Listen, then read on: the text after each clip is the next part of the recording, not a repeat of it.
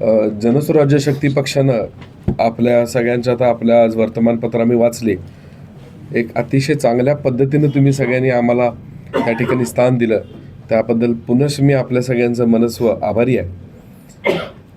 आज या ठिकाणी जनसुराज्य शक्ती, RPI, आठवले गट यांचं दोघांच्या युतीनं ह्या येणाऱ्या कोल्हापूर महापालिकेच्या निवडणुकीमध्ये आम्ही त्या ठिकाणी किती दिले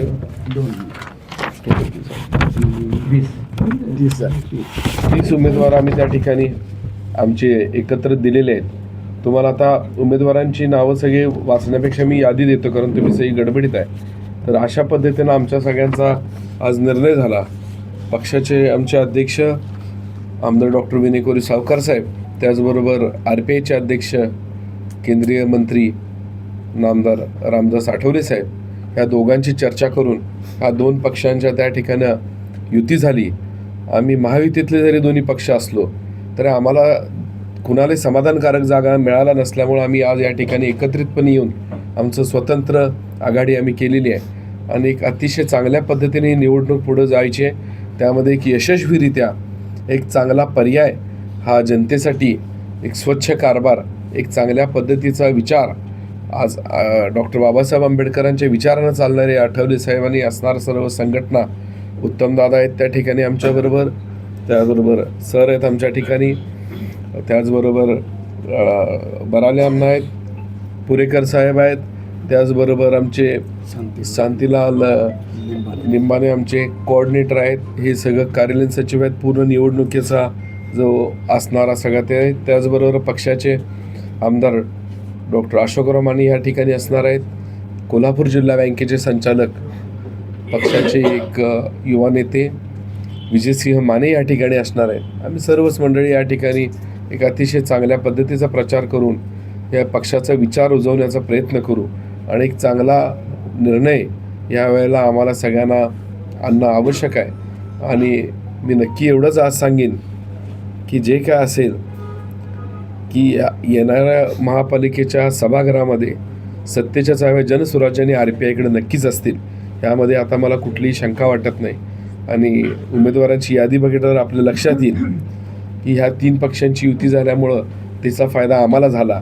जे काही चांगले लायक उमेदवार होते ते सगळे त्या ठिकाणी आम्हाला अतिशय चांगल्या पद्धतीनं त्यांना आम्हाला आमच्याबरोबर येण्यास कन्व्हिन्स करणं सोपं झालं.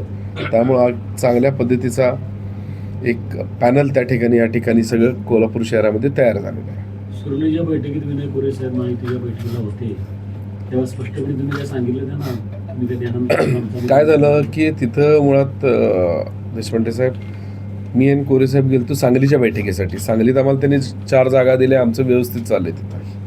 तर आम्ही तिथं सांगितलं, मग ते म्हणजे ते केले तेच इथं. म्हटलं इथंच 3-4 जागा कोल्हापुरात घेणं शक्य नाही. 8 नगरसेवक तर आमची निवडून आली. त्यामुळं आम्हाला जर जास्त जागा देणं तुम्हाला जमत नसेल तर आम्हाला आमचा निर्णय घ्यायला मार्ग मोकळे करा. तर आम्हाला कळवतं म्हणून सांगितलं. मग काय समाधानकारक उत्तर न मिळाल्यामुळं तसंच RPIचं उत्तमदादांचंही झालं. बोला उत्तमदादा काय? आम्ही रिपब्लिकन पार्टी ऑफ इंडिया नेते रामदासजी आठवले साहेबांच्या नेतृत्वाखाली काम करणारे इथं जी आमचा पक्ष आहे त्या पक्षाला साधारणतः महायुतीकडून आम्ही 6 जागा मागितल्या होत्या.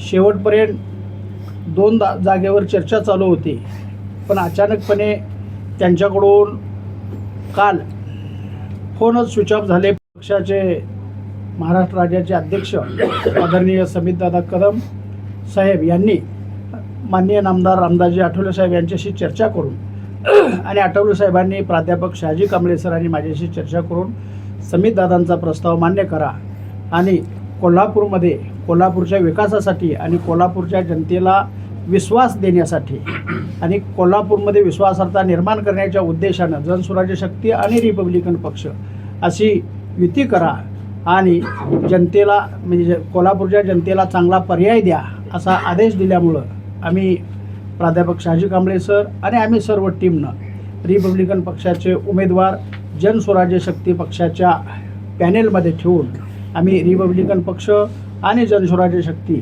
ह्या युती करून आम्ही लढत आहोत. निश्चितपणानं कोल्हापूर शहरामध्ये आम्ही चांगला पर्याय उभा करून इथं आपण चांगली लढाई देऊ आणि यशस्वी होऊ. या यशस्वी होण्यामध्ये मगाशी काही पत्रकारांनी शंका व्यक्त केली की महायुतीचे तुम्ही घटक पक्ष आहात आणि त्यानंतर म्हणजे आपले उमेदवार आले तर तुम्ही त्यांच्याकडे जाणार का?